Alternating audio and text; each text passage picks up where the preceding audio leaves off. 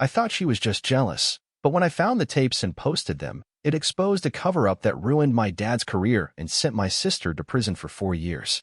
I found my sister spray painting "liar" across the front of my house at 2 a.m., and I just stood there, watching.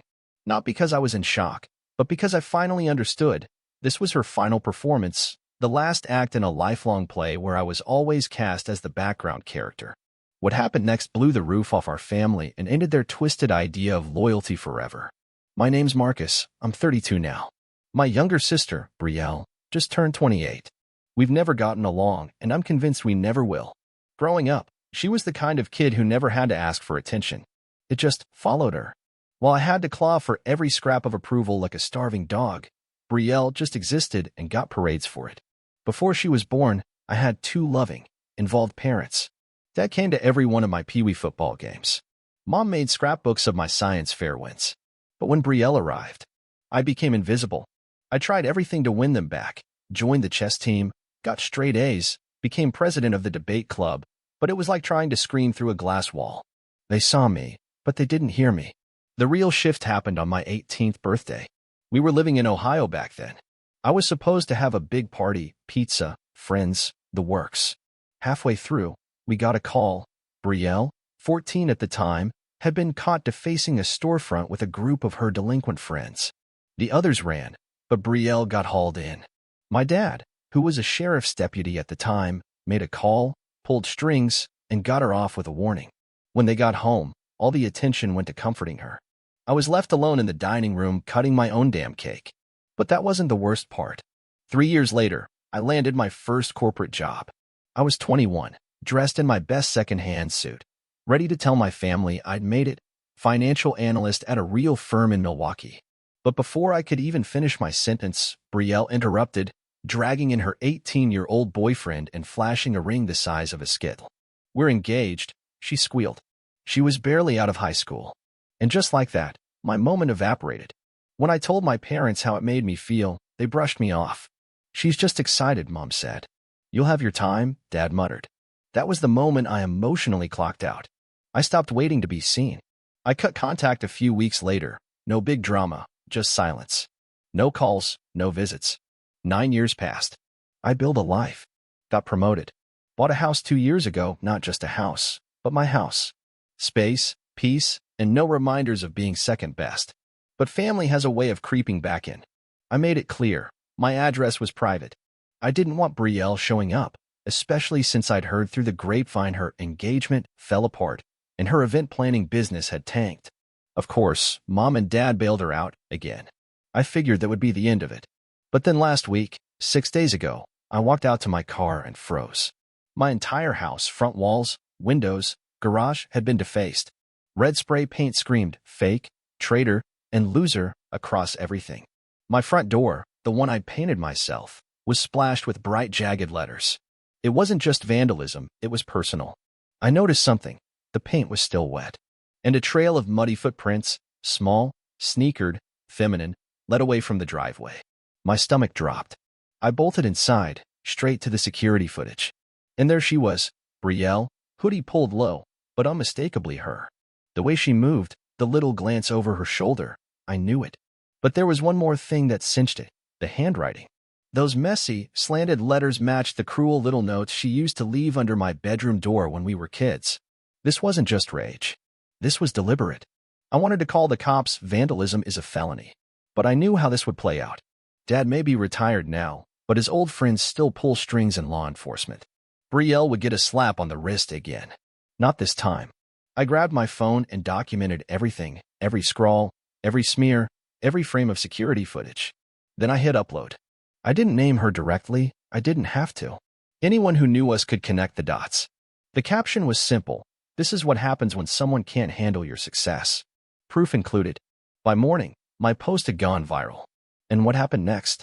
It cracked the perfect image of our family into pieces and revealed secrets they never wanted exposed. By noon, my phone was on fire. Friends I hadn't spoken to in years were texting me screenshots. Distant cousins were leaving comments like, "Wait, is that who I think it is?" And the messages, oh God, the messages. Support. Outrage. Even a few people who had once defended Brielle were now posting, "This is beyond messed up." The post had over 8,000 shares by the time I sat down for lunch.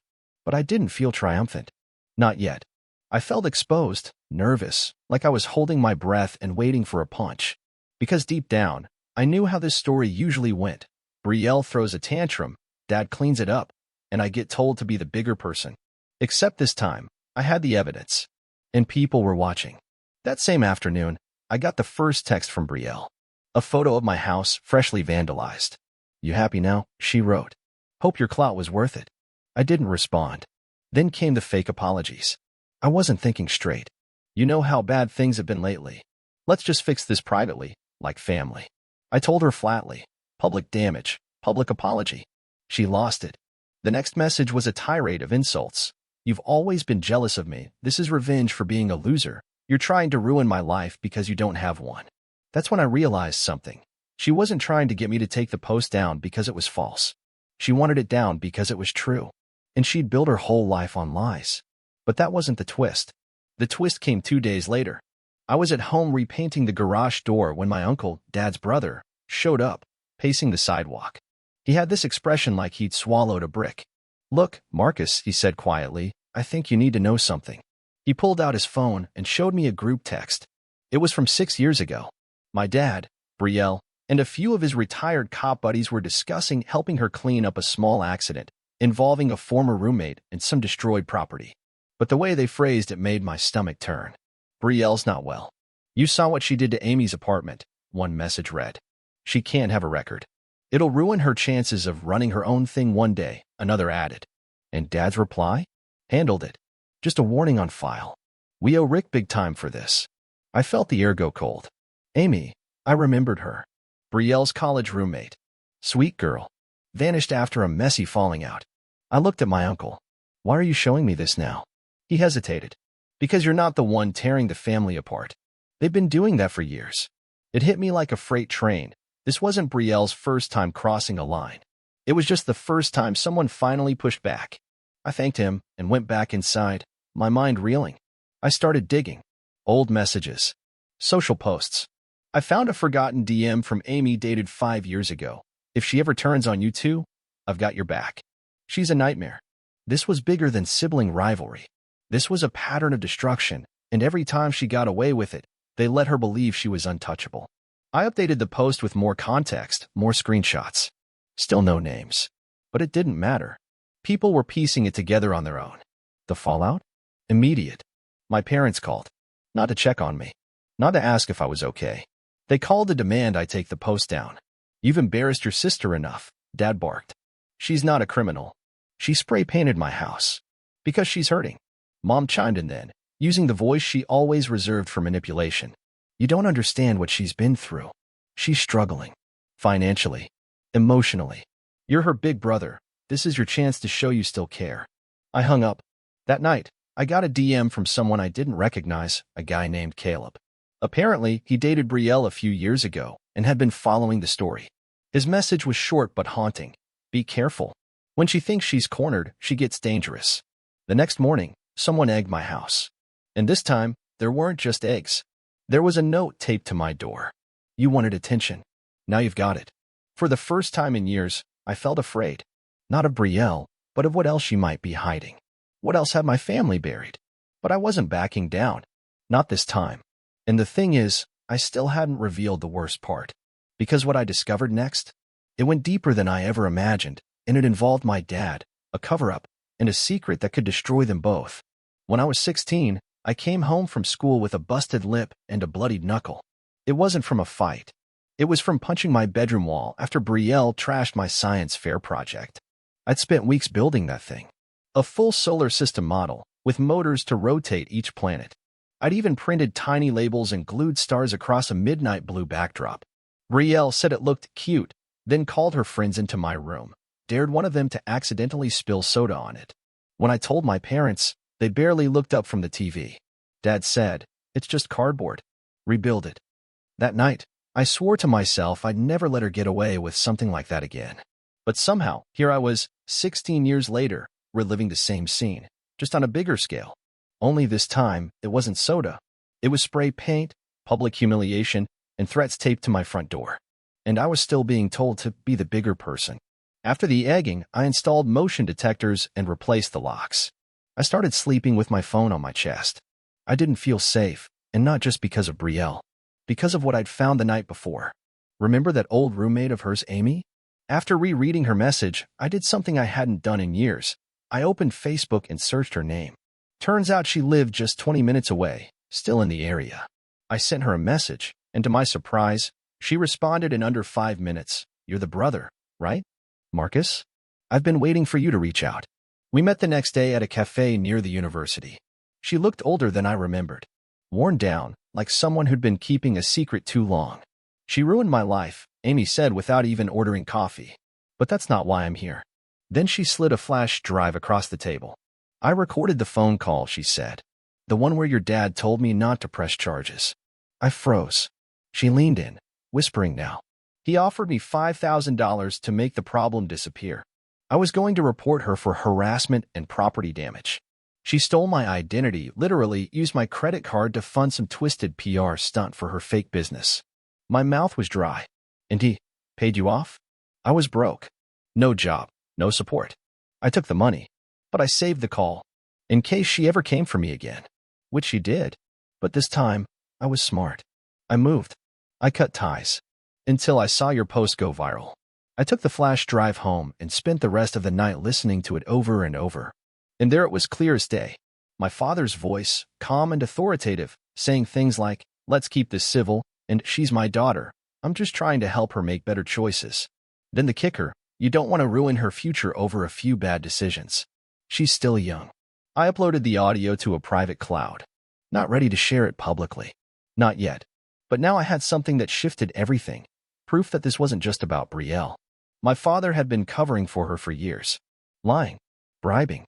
Shielding her from consequences while letting me take the fall. Suddenly, I remembered something else.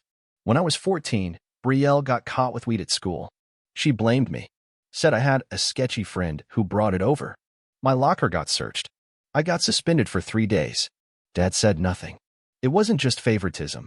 It was complicity. This wasn't about a golden child. It was about power, control, and enabling. So I updated the post again. Not with the audio. Not yet. Just with a simple message. The more you dig, the more you realize this isn't just about a sister who crossed a line. It's about the people who taught her she'd never have to face consequences. And they weren't wrong until now. That night, someone slashed my tires. Again. But this time, they weren't subtle about it. The knife was left on my windshield. I sent a screenshot to the police. And then I called Amy and said, "Let's do this. Let's burn the whole story down." Because now it wasn't just about clearing my name. It was about uncovering the family secret that had been rotting at the center of my life for 2 decades. And exposing the man I once called father for the fraud he really was. The audio clip was just the beginning.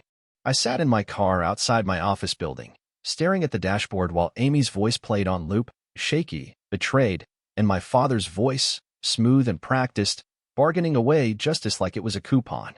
By noon the next day, I had already crafted a new post. I knew what I was doing. Knew exactly what kind of fuse I was lighting. But I didn't care anymore. If I had to go nuclear to finally be seen, so be it.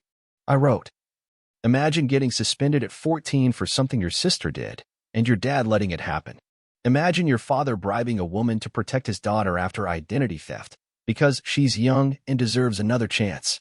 Imagine spending your life in the shadows so someone else could shine." Then I dropped the audio file. No names. Just voices.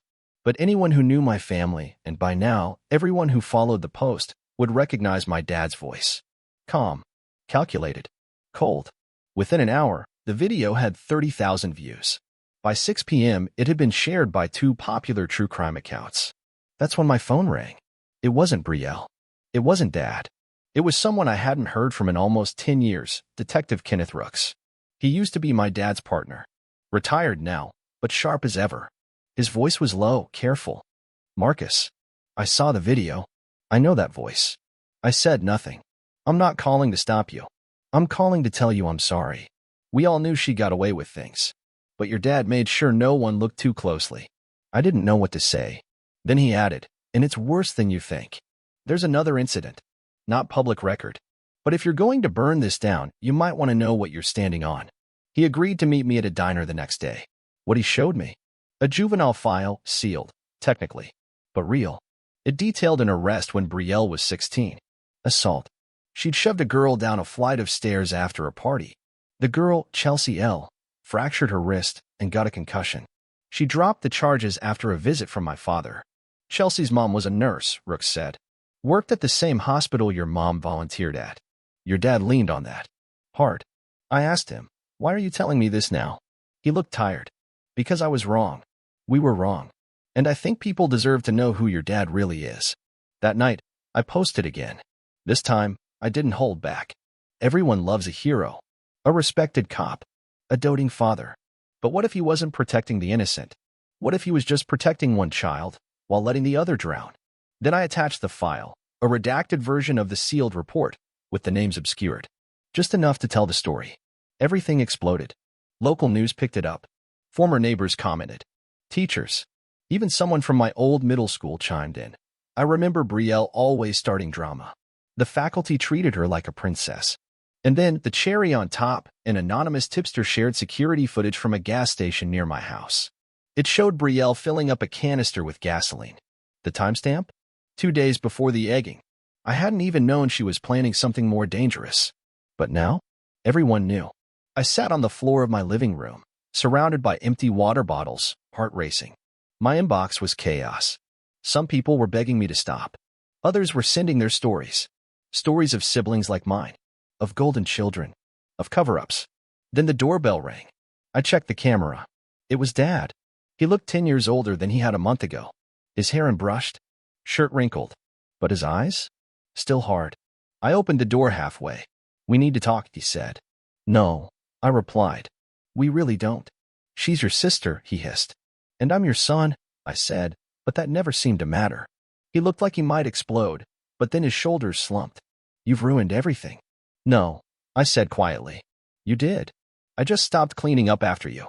Then I shut the door in his face. A week later, an internal affairs investigation was launched into Dad's actions while he was on the force. Brielle was formally charged for the vandalism and under investigation for the gas station footage. And me? I slept 8 uninterrupted hours for the first time in years. But it wasn't over. Not yet. Because Mom was still silent. And she was the last thread holding together this illusion of family. And she had a secret of her own. I didn't hear from Mom for almost 3 weeks after everything blew up. Not when Brielle was charged. Not when Dad was suspended pending investigation. Not even when a local news crew showed up outside their house for a statement and Brielle had to be escorted out the back to avoid the cameras. She just vanished.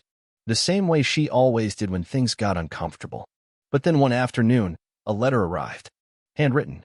No return address. Just my name in careful cursive. It smelled like her perfume. I almost didn't open it. I wish I hadn't. Inside were 3 pages of soft, guilt-laced prose. Apologies. Admissions. Tears turned to ink. She told me I was always loved, that she'd never meant to make me feel invisible. That raising a daughter like Brielle was exhausting, and sometimes they let things slide just to keep the peace.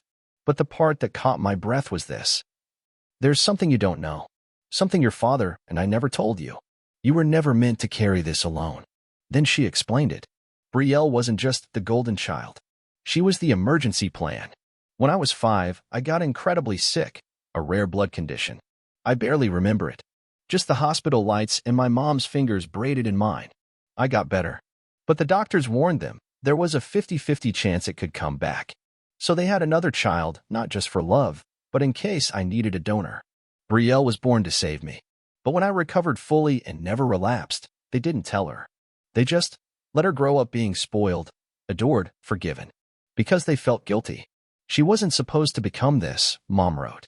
But I think we broke her long before she ever picked up a can of spray paint.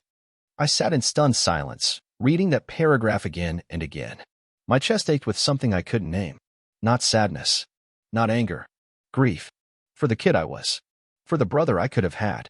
For the mother who didn't protect me, even when I was the one they were trying to save. That night, I didn't post anything. I didn't call anyone. I just walked through my house, touching the walls. Reminding myself, this is mine. This life is mine. I thought about forgiveness. Whether it was something I could give. Or even wanted to. And I realized something. I didn't need to forgive them to move on. I just needed to stop hoping they'd ever be the people I needed them to be. A week later, Brielle was sentenced. For years, no parole. Her lawyer tried to blame the media, the stress, the family pressure. But the judge didn't bite. As for Dad, he officially lost his pension. The investigation found he'd obstructed multiple cases involving Brielle and one unrelated one, back in 2009. He's now facing charges of misconduct. The house I grew up in, sold, quietly, to pay legal fees. And Mom? She's living with her sister now. I haven't seen her. She sends letters every month. I don't open them. Instead, I focus on the life I built, my business, my community, the people who cheered for me when my own family wouldn't. I'm in her kids now, especially the quiet ones, the ones who get overshadowed. I tell them they matter, loudly, because I know what it's like to grow up thinking you don't. I still get messages from people who found my post. Thank you for saying what I couldn't. You helped me walk away from a toxic sibling. I thought I was alone. I wasn't. And I'm not anymore. The truth? I didn't just expose Brielle. I exposed the lie we all lived in, that family is about loyalty above all. It's not. It's about love, yes, but also respect, boundaries, accountability. You don't owe anyone your silence. And if someone burns down your house, whether literally or emotionally, you have every right to light a match of your own and say, not anymore. I did, and I don't regret it.